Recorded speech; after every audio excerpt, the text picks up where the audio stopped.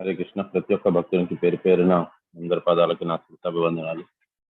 దయచేసి ప్రతి ఒక్కరు నన్ను మనస్ఫూర్తిగా ఆశీర్వదించండి. సరైన వాక్యాలు సరైన సమయానికి సరైన దృష్టిని తీసుకెళ్ళాలి. ఈరోజు నా గురువు గారు హిజ్ హోలీనెస్ జయపతాక్ మహారాజుల వారు మరియు నా పరమ గురువు హిజ్ హోలీనెస్ ప్రభుపాదుల వారు నాకు ఎంత మేరాన్ని పలికిస్తారు, ఎంత మేరాన్ని పలుకుతాను.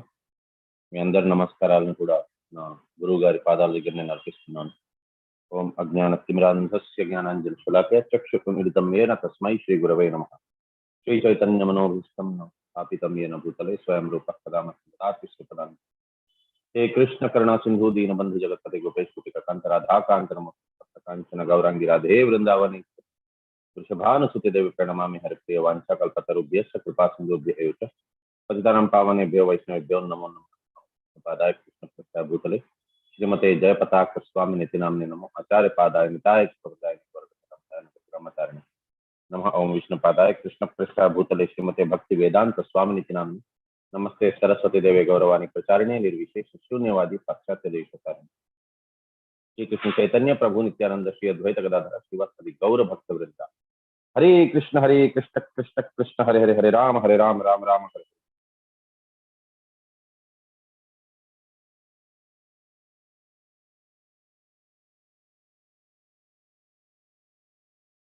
మూడో స్కందం 12వ అధ్యాయం 42వ శ్లోకం. సావిత్రం ప్రజాపత్యం చ బ్రహ్మం చాత బృహతథా వార్తా సాంచయ తాలినా శిలోంచ ఇతి వైగృహే. Then the thread ceremony for the twice born was inaugurated, as were the rules to be followed for at least 1 year after the acceptance of the Vedas. Rules for observing complete abstinence from sex life, vocations in terms of Vedic injunctions, various professional duties in household life, and the method of maintaining a livelihood without anyone's cooperation by picking up rejected grains. Then the thread ceremony for the twice born was inaugurated, as were the rules to be followed for at least 1 year after acceptance of the Vedas. Rules for observing complete abstinence from sex life, vocations in terms of Vedic injunctions, various professional duties in household life, and the method of maintaining a livelihood without anyone's cooperation by picking up rejected grains. Purport by Srila Prabhupada. Jai Srila Prabhupada. During students' life, the brahmacharis were given full instructions about the importance of the human form of life. Thus, the basic education was designed to encourage the students in becoming free from family encumbrances. Only students unable to accept such a vow in life were allowed to go home and marry a suitable wife. Otherwise, the student would remain a permanent brahmachari, observing complete abstinence from sex life for his whole life. It all depended on the quality of the student's training. We had the opportunity to meet a vowed brahmachari in the personality of our spiritual master, Om Vishnupada Sri Srimad Bhakti Siddhanta Saraswati Goswami Maharaj. Such a great soul is called Naishchika Brahmachari. Hari Hari बोल. భక్తి సిద్ధాంత గోస్వామి మహారాజ్ కి జై. So ఇక్కడ బ్రహ్మగారి ముఖం నుంచి వేదాలు, ఉపపురాణాలు అవన్నీ కూడా వచ్చాయి. దాని తర్వాత రకరకాల కళలు లైక్ ఆయుర్వేదం, ధనుర్వేదము, గంధర్వ వేదము అవన్నీ కూడా వచ్చాయి.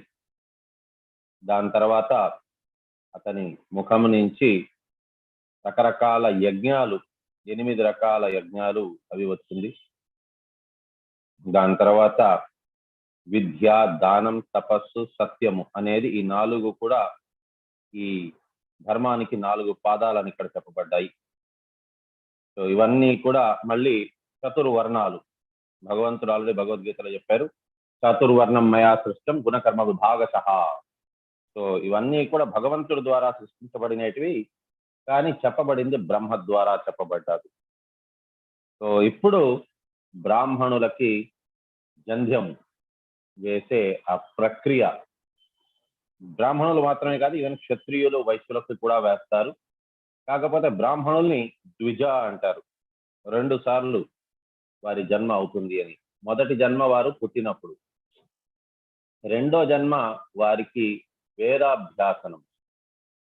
సో విద్య అనేది వేద నుంచి వచ్చింది. సో వేదాభ్యాసనం నుంచి మెల్లిగా వచ్చింది విద్యాభ్యాసనానికి. సో వేదము అని అంటే భగవంతుడి గురించి తెలుసుకోవడం.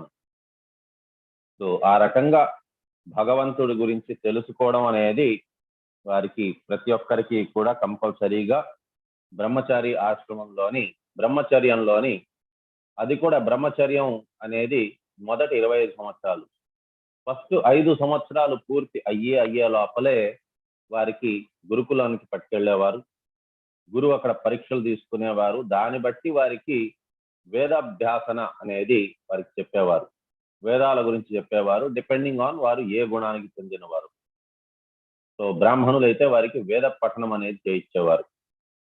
వారికి నియమం ఏంటి అని అంటే, వారు మెయిన్ గా అక్కడ వారి జీవితం యొక్క పరమ లక్ష్యాన్ని తెలుసుకోగలుగుతారు. జీవితం యొక్క పరమ లక్ష్యం ఏంటి అని అంటే అథాతో బ్రహ్మ జిజ్ఞాస నుంచి స్టార్ట్ అవుతుంది. భగవంతుని గురించి తెలుసుకోవడం. భగవంతుని గురించి తెలుసుకుంటూ వారు ఆ ప్రక్రియలోని వారి ఇంద్రియ నిగ్రహణ అనేది మోస్ట్ ఇంపార్టెంట్. సో కామ సంకల్ప వర్జిత. సో యశ్చకర్మే సమారంభ, అది మొట్టమొదటిగా చెప్పింది భగవంతుడు అదే, ఇంద్రియాలను నిగ్రహణ చేసుకోవాలి. సో ఇంద్రియాలను నిగ్రహణ చేసుకుంటూ వారు భగవత్ చింతన అనేది చేయాలి, జపం అనేది చేయాలి, ఆ రూల్స్ రెగ్యులేషన్స్ ని అన్నిటినీ తెలుసుకోవాలి. సో ఇవి తెలుసుకున్నాక అప్పుడు వారేంటి అని అంటే సాధన అనేది చేసుకోవాలి.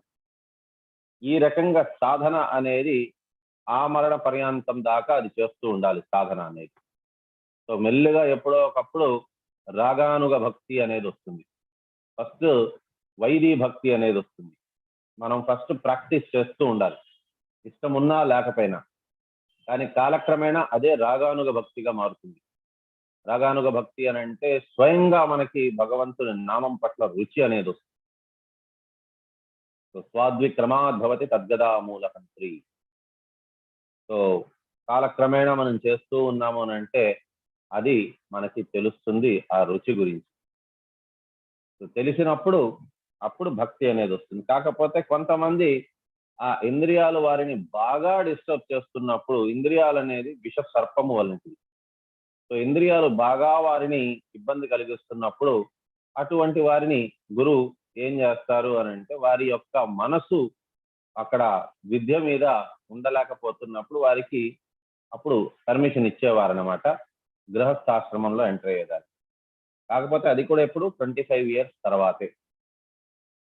సో అప్పుడు గృహస్థాశ్రమంలోని ఎంటర్ అయిన తర్వాత వారికి కూడా ఎటువంటి వారితో నిచ్చి పెళ్లి చేస్తారనంటే, వారి యొక్క ఇద్దరి యొక్క 7 తరాల వారిని చూసుకొని అప్పుడు దాన్ని బట్టి వారికి వివాహం అనే వేడుకను చేయిస్తారు. అప్పుడు గృహస్థాశ్రమంలో ఎంటర్ అవుతారు. గృహస్థాశ్రమంలో ఎంటర్ అయిపోగానే కేవలం భర్త భార్యలు కలిసి ఎలా పడితే అలా ఉండాల్చు అని అనుకునే దానికి లేదు. అక్కడ వారికి ఏంటి అని అంటే అప్పుడు దానం అనేది మోస్ట్ ఇంపార్టెంట్. మనకు భగవద్గీతలో అని చెప్పున్నారు, ఒక్కొక్క ఆశ్రమంలోని వారు చేయవలసిన ఇంపార్టెంట్ కర్తవ్యాలు ఏంటి అనేది. సో వారు దానము ప్లస్ వారు హరినామ సంకీర్తన అనేది చేయాలి. పిల్లలు పుట్టేది కూడా కేవలం భగవంతుని యొక్క నామాన్ని, సంకీర్తనాన్ని వ్యాపింపచేసేదాని కోసం అనేసని అటువంటి వారు పుట్టాలి. అటువంటి వారినే సుపుత్ర ఆర్ సుపుత్రిక అని అంటారు. అదర్వైజ్ కేవలం కామవాంఛల కోసం అనేసని ఒకవేళ పిల్లల్ని కంటున్నారు అని అంటే, సో ఇది దితీదేవి చేసిన తప్పులాగా రాక్షసులే అవతరిస్తారు. కాబట్టి ఆ రకంగా భక్తులు అనేవారు ఎవరైనా సరే కూడా వారు ఈ ప్రక్రియని ఫాలో అవుతూ కేవలం భక్తి మార్గంలో ఉండేదానికే వీలైనంత దాకా ట్రై చేస్తారు. సో ఈ రకంగా ఒకసారి ఎప్పుడైతే ద్విజ అనబడతారో వారికి ఇది సెకండ్ ఇనిషియేషన్ అంటారు. అంటే జంధ్యము వేసినప్పుడు అప్పుడు వారు కంప్లీట్ గా ఆ ఫ్యామిలీ లైఫ్ నుంచి వారు యాక్చువల్గా దూరంగా ఉండాలి. కానీ వాళ్ళ కాలంలో చూడండి, పెళ్లి జరిగే ముందు వారికి యజ్ఞోపవీతం అనేది వేస్తారు. యజ్ఞోపవీతం వేసిన తర్వాత దాని తర్వాత వాళ్ళకి డైరెక్ట్ ఇంకా పెళ్లి. కాబట్టి ఇది కరెక్ట్ పద్ధతి కాదు ఇది. సో దానికి కూడా కొన్ని రూల్స్ ఉన్నాయి. గర్భంలో నుండే దాంతో కలుపుకొని 5 years 6 years అది క్యాల్కులేట్ చేసుకొని దాని ప్రకారంగా వారికి ఇది జరగాలి. యజ్ఞోపవీతం అనేది, ధారణ ముహూర్తం అనేది దానికి పెట్టించాలి. సో ఇవంతా కూడా ఆలోచించి చెప్పి చేసినది ఇవన్నీ. సో ఈ రకంగా బ్రహ్మచర్యం అనేది the most important phase of life. ఎందుకనంటే అప్పుడు బ్రెయిన్ చాలా నిదానంగా ఉంటుంది. అది అణువులు అంటే అది అణిగి ఉంటుంది. ఏది చెప్పినా సరే కూడా దాన్ని నీట్ గా అర్థం చేసుకుంటుంది. కాబట్టే మనకంటారు మొక్కై వంగంది మానే వంగదు అని. ఆ చిన్న వయసులోనే వారికి భగవంతుని గురించి చెప్పి భగవంతుని నామాన్ని ఏ రకంగా జపించాలి, ఏ రకంగా మనం ఉండాలి అనేది ఆ వయసులోనే నేర్పిస్తారు. ఇవాళ కాలం వయసులో వాళ్ళకి 4 రూపాయలు ఎలా సంపాదించాలి అనేది మాత్రమే నేర్పిస్తున్నారు.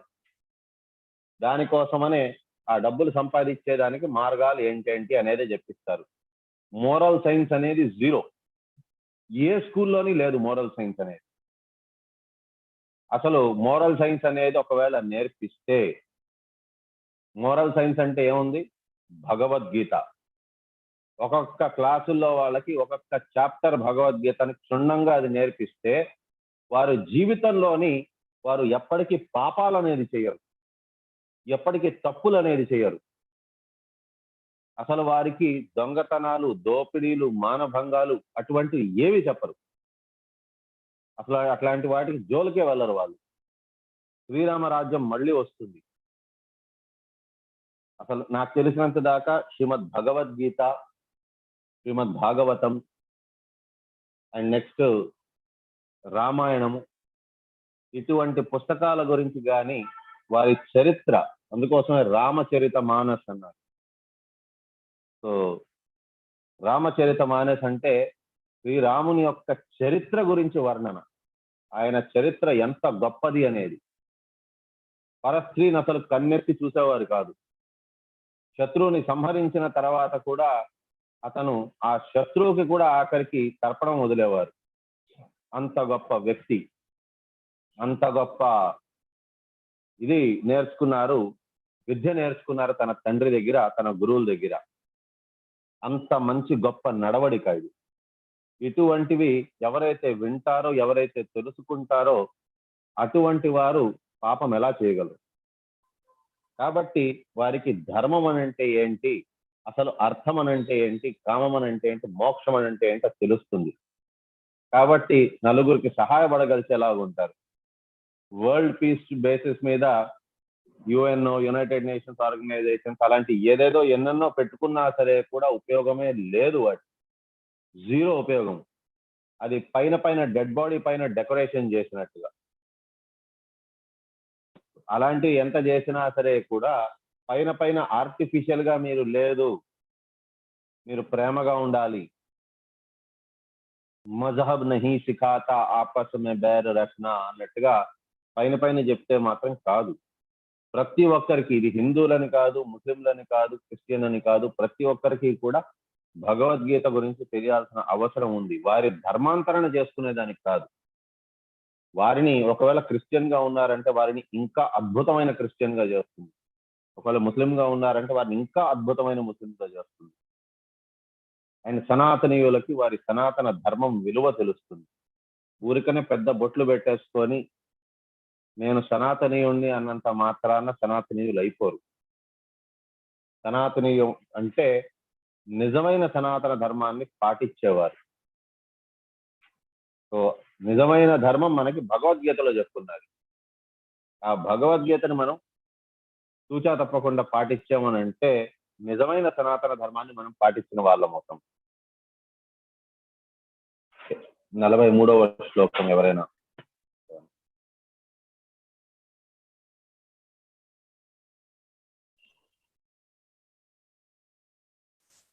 సుమిత మాతాజీ. హరే కృష్ణ.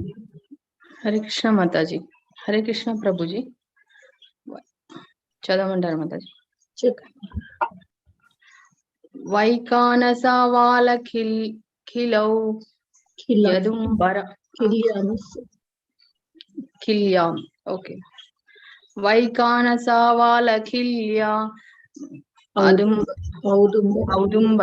ఔదుంబర పేన పాపనే న్యాసే కుటీచక పూర్వం బహ్వోదో హంస నిష్క్రియౌ. చెప్పు.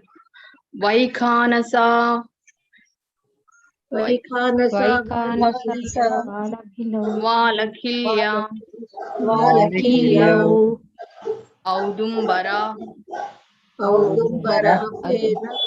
పేన సావనే న్యాసే కుటీచక పూర్వం బహ్వోదో హంస నిష్క్రియౌ.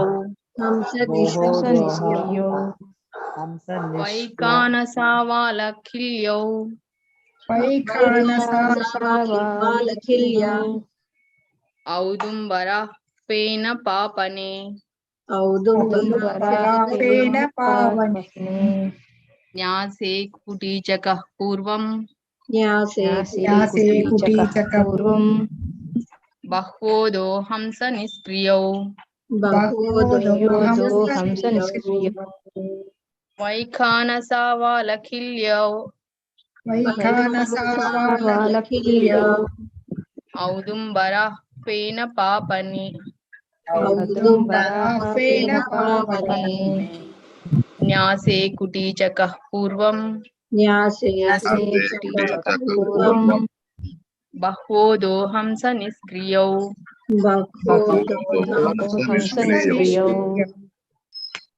హరే కృష్ణ మాతాజీ. హరే కృష్ణ ప్రభుజీ. ధన్యవాదాలు. భవానీ మాతాజీ మీనింగ్స్ అనువాదం భాష్యం చేస్తుంది. ఓం నమో భగవతే వాసుదేవాయ. హరే కృష్ణ ప్రభుజీ. వైకానసాహ క్రియాశీల జీవనము నుండి విరమణను పొంది అర్ధపక్వ ఆహారముపై జీవించువారు.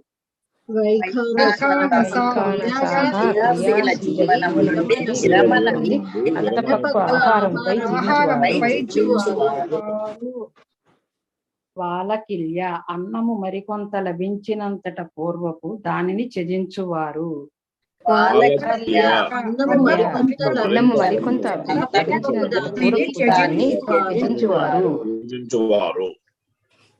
ఔదుంబరాహ మేల్గాంచినంతట ఏ దిక్కుగా చనునో ఆ దిక్కునందు లభించిన దానితో జీవించువాడు.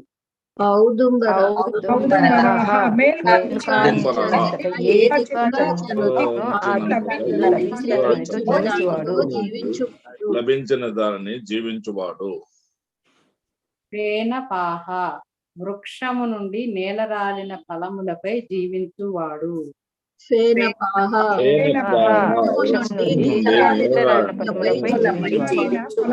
జీవించువాడు. వనే వనమునందు. సన్యాసాశ్రమమునందు.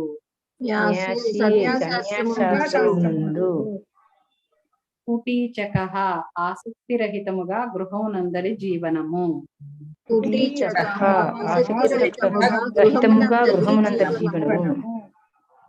పూర్వం ఆది యందు. బహ్వోదః సమస్త భౌతిక కర్మలను త్యజించి దివ్య సేవ యందు పూర్ణముగా నెలకొనుట.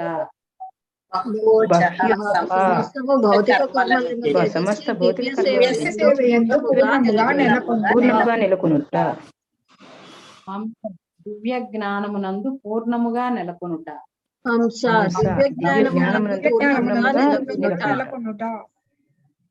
నిష్క్రియౌ అన్ని రకములకు కార్యముల నిలుపుదల. నిష్క్రియౌ అన్ని రకములకు కార్యముల నిలుపుదల.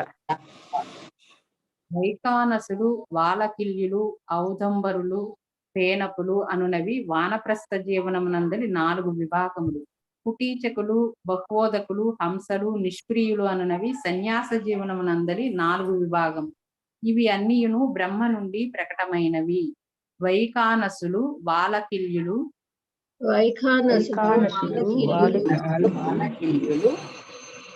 ఔదంబరులు, పేనపులు అనునవి వానప్రస్థ జీవనమునందలి 4 విభాగములు.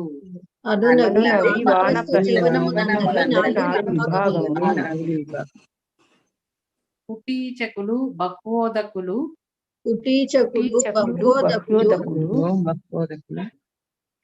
హంసలు, నిష్క్రియులు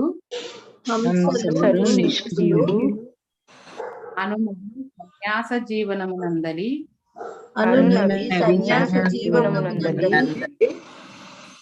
4 విభాగములు.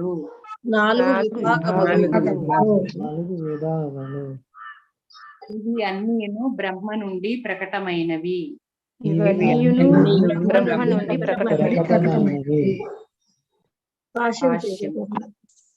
హరే కృష్ణ. భాష్యం. జై శ్రీల ప్రభుపాదుల వారికి, వారి భాష్యంకు జై.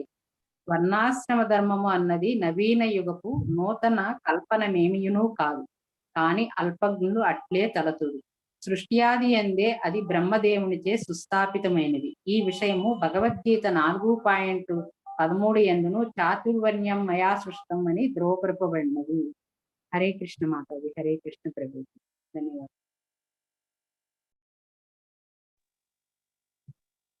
హరే కృష్ణ. సో ఇక్కడ వేరియస్ దీని గురించి చెప్పున్నారు.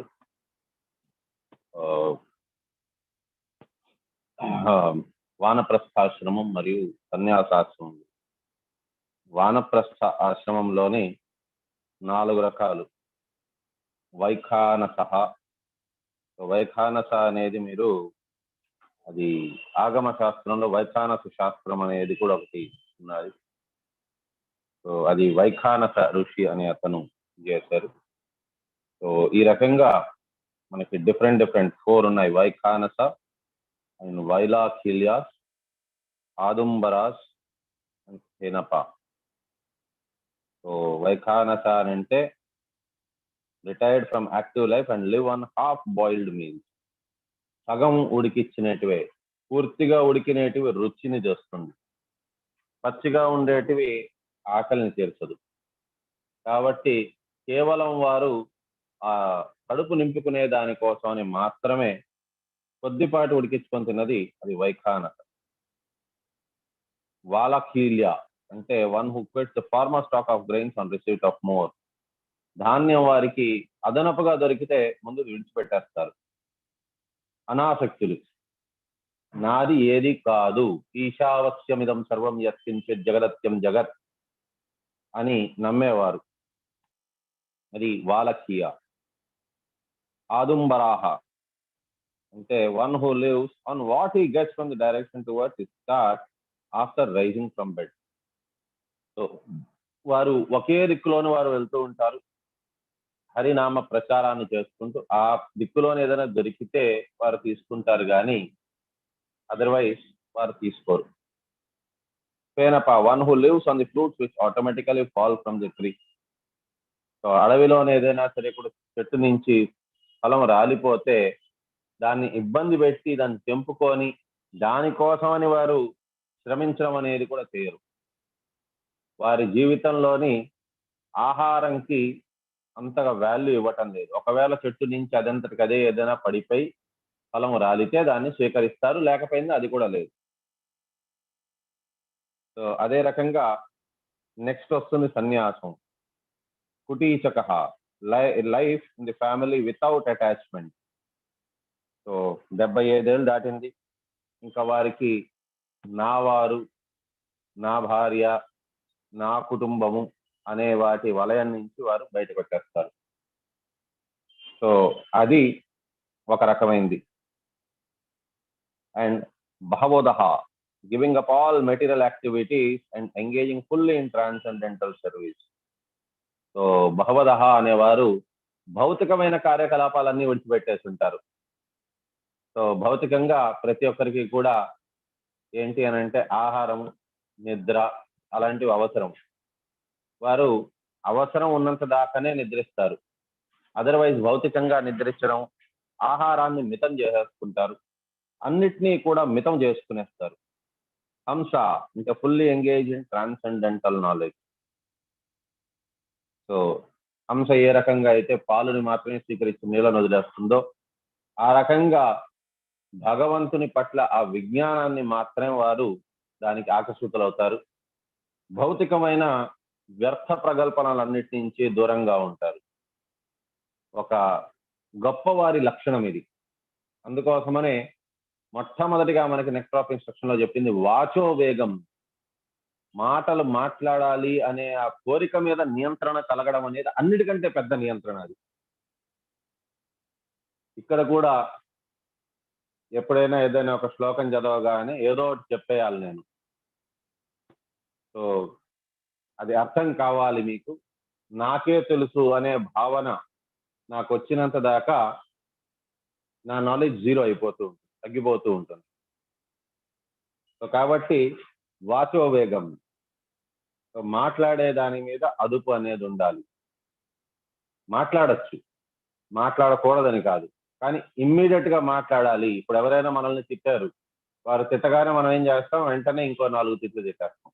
వారు ఒక తిట్టు, మనం 2, మనం 2 అయితే వాళ్ళు 4, వాళ్ళు 4 అయితే మనం 8. ఆ రకంగా తిడుతూ ఉంటాం. తిడుతున్న దానివల్ల ఏమవుతుంది, మాట వివాదం పెరుగుతుంది, గొడవ దాకా వస్తుంది. దాని బదులుగా తిట్టాలంటే తిట్టండి, కాకపోతే కొద్దిసేపు ఆగండి, అర్థం చేసుకోండి. వాడేమన్నాడు, అసలు ఎందుకు అన్నాడు, వాళ్ళ పరిస్థితి ఏంటి, ఇలాంటివి అర్థం చేసుకొని కొద్దిసేపు ఆగిన తర్వాత మళ్ళీ తిట్టాలంటే అప్పుడు తిట్టండి. ఈ లోపల నిజంగా భగవద్గీత చదివిన వాళ్ళకి ఏంటి అని అంటే, మనం ఈ శరీరం కాదు కాబట్టి ఈ శరీరానికి సంబంధించిన ఏది మంది కాదు, దానికోసం అంత ఫీల్ అయిపోవాల్సిన అవసరం లేదు, అది తెలుస్తుంది. కాబట్టి వాచో వేగం అనేది ఉండదు. సో ఈ రకంగా హంస అనేవారు భౌతికమైన విషయ వాంఛల పట్ల ఆసక్తి ఉండదు, భౌతిక మాటలు అనేది కూడా ఉండవు. సో వారు భగవంతునికి సంబంధించింది అంత ట్రాన్సెండెంటల్ నాలెడ్జ్, ఆధ్యాత్మిక జ్ఞానంలో నిమగ్నమైంటారు.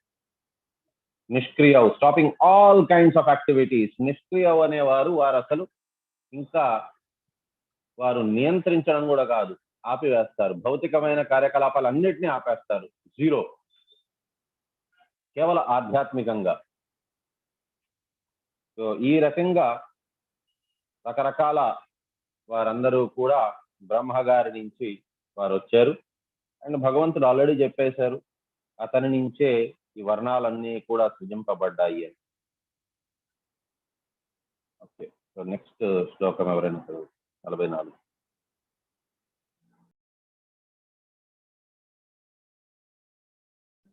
లక్ష్మీ పలకమత చదువుతారు.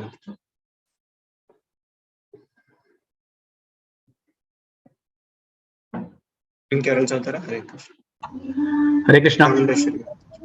హరే కృష్ణ ప్రభు. హరే కృష్ణ ప్రభు. చదవమనండి ప్రభు. ఆన్వీక్షికీ త్రైవాత దండనీతిస్తతైవ చ ఏవం వ్యాహృతయశ్చాసన్ ప్రణవో హ్యస్య దహ్రత. అన్వీక్షికీ త్రయీ, త్రయీవార్త,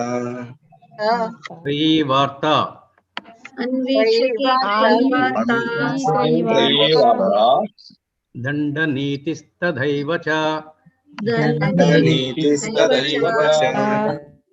ఏవం వ్యాహృతయశ్చాసన్ ప్రణవో హ్యస్య దహ్రతః.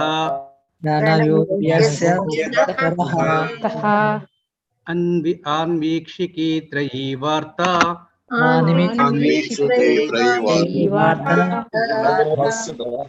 దండనీతిస్తథైవ చ ఏవం వ్యాహృతయశ్చాసన్ ప్రణవోహస్య ద్రహ్రత.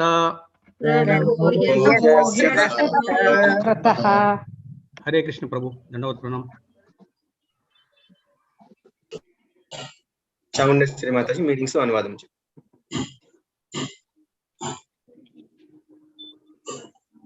హరే కృష్ణ ప్రభు. అన్వీక్షికి తర్కము త్రయీ ధర్మము అర్థము మోక్షము అనేది 3 గమ్యములు.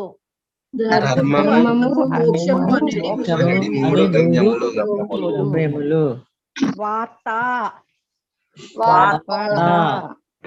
ఇంద్రియ భోగము దండ శాంతి భద్రతలు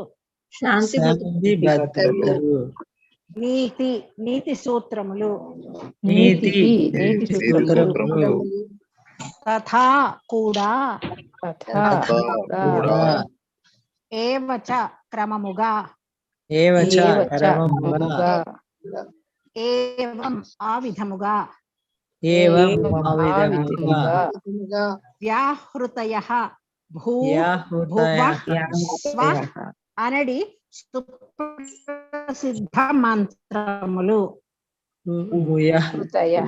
వ్యాహృతయః భూవః స్వః అనడి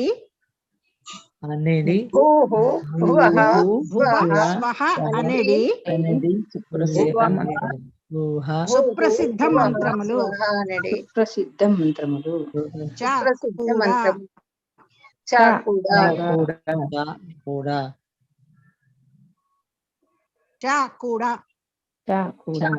ఆసన్ ఉనికిలోనికి వచ్చినవి. ప్రణవః ఓంకారము. నిశ్చయముగా. అస్య అతని అనగా బ్రహ్మ యొక్క. దహ్రతః హృదయము నుండి. అనువాదం కూడా చెప్పించాలా ప్రభు? అనువాదము. తర్కశాస్త్రము జీవితపు వైదిక గమ్యములు, శాంతి భద్రతలు, నీతి సూత్రములు, భువ స్వహ అనేది ప్రసిద్ధ మంత్రములు అన్నియును బ్రహ్మదేవుని ముఖముల నుండి ప్రకటితమైనవి. ఓంకారము అతని హృదయము నుండి వ్యక్తమయ్యను. తర్కశాస్త్రము జీవితపు వైదిక గమ్యములు, శాంతి భద్రతలు, నీతి సూత్రములు, భువ స్వహ అనేది ప్రసిద్ధ మంత్రములన్నీయును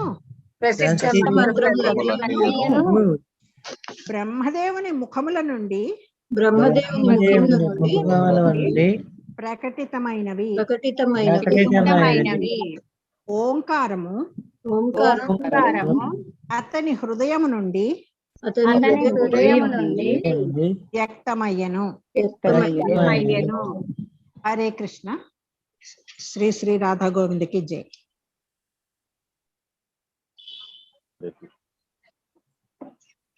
ఈ రకంగా తర్కశాస్త్రము జీవితం యొక్క పరమ లక్ష్యము, law and order and moral codes, ఇవన్నీ కూడా ఎథిక్స్, ఇవన్నీ కూడా భగవంతుడు సృష్టించినవి బ్రహ్మగారి ముఖము నుండి వచ్చింది. అండ్ మన మామూలుగా బ్రాహ్మణులు సంధ్యావందనం చేసేటప్పుడు ఓం భూ ఓం భువ ఓం గుంతువ ఓం మహ ఓం జన ఓం తప, ఇవన్నీ కూడా బ్రహ్మగారి నోటి నుంచి వచ్చినటివే. అండ్ హరిహి ఓం తత్సత్ అనేది 17వ అధ్యాయంలో మనం చూస్తున్నారు. సో ఓంకార మంత్రం అంటే భగవంతుడు. అందుకోసం చూడండి, మాక్సిమం మంత్రాలన్నిట్లోనే కూడా ఓంకారం అనేది ఉంటుంది. సో ఓం అంటేనే భగవంతుడు. సో ఓం తత్సత్ అనేది అవన్నీ కూడా బ్రహ్మగారి ముఖము నుంచే అవి ముందు వచ్చింది. ఇక్కడితోనే మనం విరామం తీసుకుందాము. రేపు మిగతా చూద్దాం. వంశాకల్పతరుభ్యశ్చ కృపాసింధుభ్యశ్చ